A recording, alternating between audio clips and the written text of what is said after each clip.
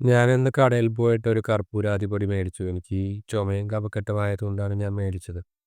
ഈ പടത്തിൽ കാണുന്ന പോലെ തന്നെ ഒരു ചെറിയ പാക്കറ്റ് കർപ്പൂരാതി പൊടിയാണ് ഞാൻ മേടിച്ചത്. ആദ്യം ഒരു വലിയ കടയിൽ ചെന്നപ്പോൾ അവിടെ രൂ. 85 കർപ്പൂരാതി പൊടിയാണ് ഇരിക്കുന്നത്.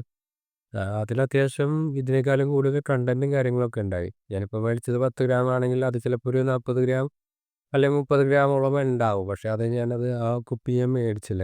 കാരണം എന്ന് പറഞ്ഞു കഴിഞ്ഞാൽ നമ്മളൊരു ഒറ്റത്തവണ മാത്രമായിട്ട് ഉപയോഗിക്കുന്ന ഒരു സാധനമാണ് ഈ കർപ്പൂരാതിപ്പൊടി അതുപോലുള്ള സാധനങ്ങളൊക്കെ.